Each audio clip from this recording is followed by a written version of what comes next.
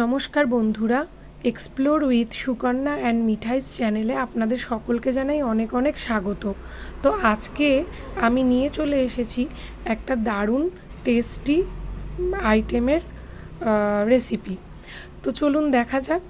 আজকে যেটা করব সেটা হচ্ছে কাতলা মাছের আলু দিয়ে রসা বা কালিয়াও বলতে পারেন, বা একটু নতুন নামও দেওয়া যেতে পারে তেল ঝাল, আপনারা যেটা খুশি বলতে পারেন। খুব চটজলদি করব। প্রথমে কড়াইতে তেল দিয়ে দেব, এই 2 টেবিল স্পুন মতো। তেলটা গরম হলে তার মধ্যে গোটা গরম মশলা অর্থাৎ কিনা 2-3টে দারচিনির টুকরো ছোট স্লাইস, একটু লবঙ্গ এবং একটু গোলমরিচ, আর দিয়ে দেবো এলাচ।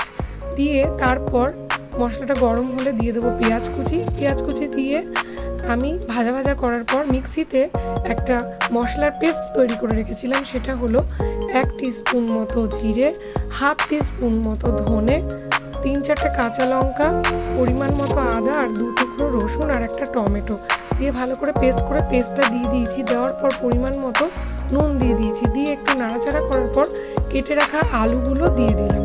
আলুগুলো দিয়ে কিন্তু ভালো করে কষাতে হবে। কষানোর ওপর কিন্তু রান্নার টেস্ট এবং গুণগত মান অনেকটাই বিচার হয়। তো সেই জন্য ভালো করে কষানোর পর আমরা এই পর্যায়ে দিয়ে দেবো একটুখানি পরিমাণ মতো হলুদ। আমি এখানে 1.5 টিস্পুন মতো হলুদ দিয়েছি ধরুন। তো হলুদ দিয়ে দেওয়ার পর আমরা কি করব, আবার একটু ভালো করে কষাবো। এইভাবে কষাতে কষাতে যখন মশলাগুলোর গা থেকে একটু তেল বেরিয়ে আসবে, তখন কিন্তু আমরা এর মধ্যে দিয়ে দেব মিক্সিং জারে যেই মশলাটা করেছিলাম সেই মশলার ধোয়া জল।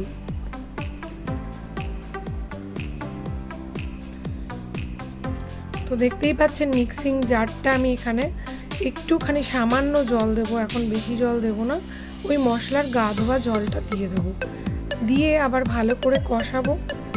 এইভাবে কষাতে কষাতে কিছুক্ষণ ঢাকা দিয়ে রাখবো। এই ধরুন 3-4 মিনিট মতো ঢাকা দিয়ে রাখবো। 3-4 মিনিট পর ঢাকা খুলে দেখতেই পাচ্ছেন যে অনেকটাই কিন্তু মশলা থেকে তেল ছেড়েছে, এবং যে পরিমাণ জলটা দিয়েছিলাম সেই জলটা কিন্তু অনেকটা টেনেছে। আর আলুগুলো হাফ সেদ্ধ হয়েছে, মানে এখনও সেদ্ধ হওয়া বাকি আছে ধরুন 50% মতো।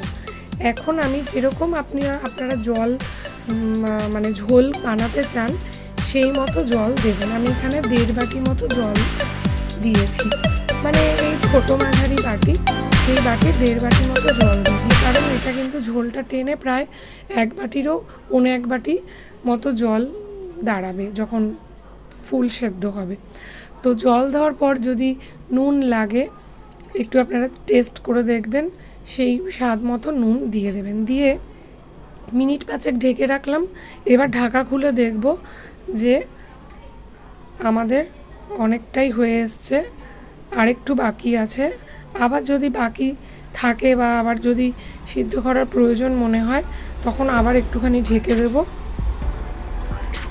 মাঝখানে কিন্তু আলুগুলো আমরা ভেঙে ভেঙে দেখব যে কতটা সেদ্ধ হয়েছে। এইভাবে কিছুক্ষণ দেখার পর আমরা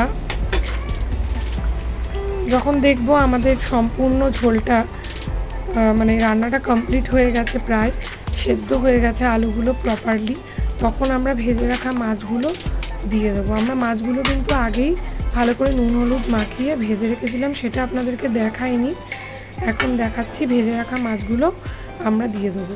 তো তৈরি হয়ে গেল। 1 মিনিট এইভাবে আমরা বয়েল করব। তো তৈরি হয়ে গেল আমাদের কাতলা মাছের কালিয়া বা কাতলা মাছের আলু দিয়ে তেল ঝাল। কেরম লাগলো রেসিপিটা আপনারা করবেন, বাড়িতে অবশ্যই করবেন এবং আমাকে কমেন্টে অবশ্যই জানাবেন। খুব শর্ট এবং চটজলদি রেসিপি, গরমে এবং যে কোনো ঋতুতে কিন্তু এরকম একটি রেসিপি করে খেতে দারুণ লাগবে। আপনাদের বাড়িতে গেস্ট আসলেও আপনারা করতে পারেন।